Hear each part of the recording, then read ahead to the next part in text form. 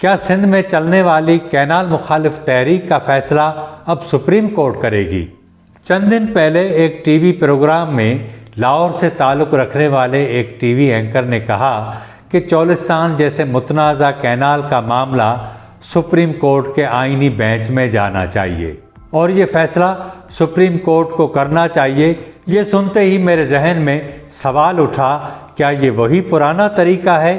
طاقتور منصوبہ بناتے ہیں، عوام احتجاج کرتی ہے، پھر عدلیہ کو بیچ میں لا کر قانونی مہر لگوائی جاتی ہے۔ کیا ایک بار پھر عدلیہ کا کندھا استعمال کرنے کی تیاری ہو رہی ہے؟ کیا سندھ کے عوام کے مطالبے کو دبانے کے لیے اس پر عدالتی مہر لگائی جائے گی؟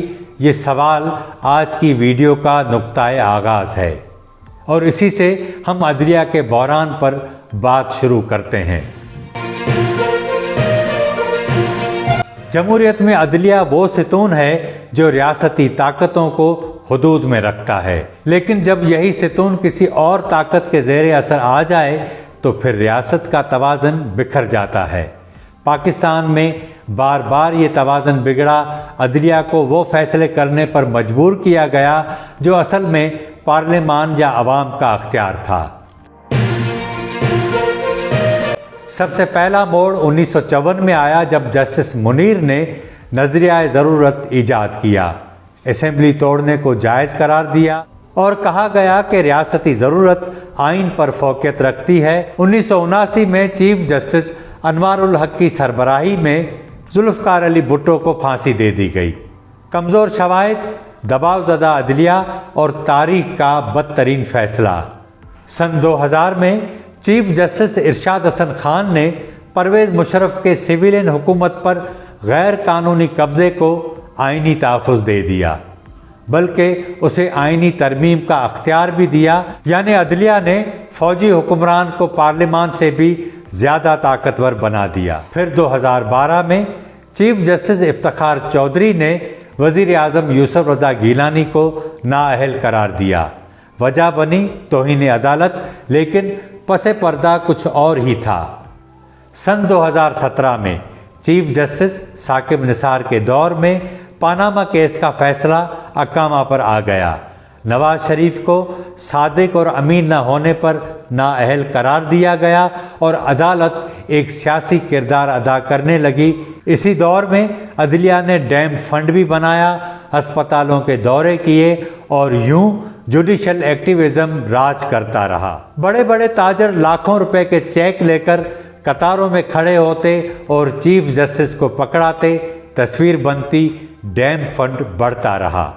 پھر آئے چیف جسٹس گلزار احمد، جنہوں نے سیاسی کیسز کو نظر انداز کیا اور آئینی سوالات کو لٹکائے رکھا۔ سن 2022 میں چیف جسٹس عمر عطا بندیال نے الیکشن کی تاریخ پر سو موٹو لیا، لیکن بینچ تقسیم رہا اور عدلیہ کی غیر جانبداری پر سوال اٹھے۔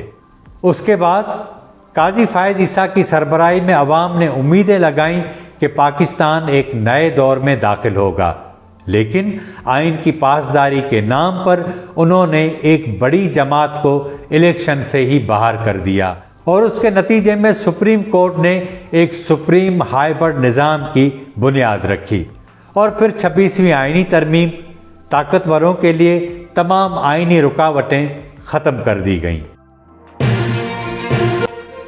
اب سوال یہ ہے کہ جو تجویز کسی اینکر کے ذریعے سامنے آئی ہے وہ ایک منصوبہ ہے یا سازش، یا اس کے پیچھے اس کی اپنی ذہنی اختراع ہے؟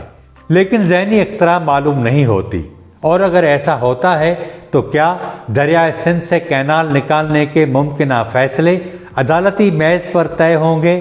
کیا وہ قوتیں جن کو ان منصوبوں سے فائدہ ہے عدلیہ کا کندھا استعمال کرنے جا رہی ہیں؟ ہم نے ماضی میں بھی یہی دیکھا، پہلے میڈیا ماحول بناتا ہے، پھر عدلیہ میں کیس جاتا ہے اور آخر میں ایک فیصلہ جو قانون بن کر سامنے آتا ہے، لیکن اصل میں یہ طاقتوروں کے حق میں ہوتا ہے۔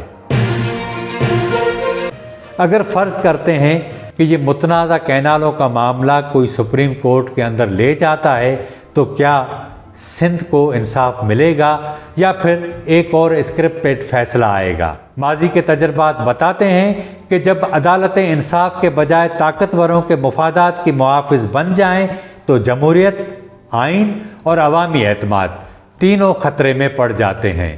عدلیہ کا بحران صرف عدالتوں کا نہیں، یہ ہمارا بھی مسئلہ ہے، کیونکہ ہم سب انصاف کے طلبگار ہیں۔ اگر آج بھی فیصلے کسی اور کے ہاتھ میں ہیں تو پھر سوال تو بنتا ہے، اگر آپ سمجھتے ہیں کہ دریائے سندھ پر متنازع کینالوں کے منصوبوں کا فیصلہ سندھ کی عوام کے رائے سے ہونا چاہیے تو اس ویڈیو کو شیئر کریں، کمنٹ میں اپنی رائے دیں اور سبسکرائب کرنا نہ بھولیں۔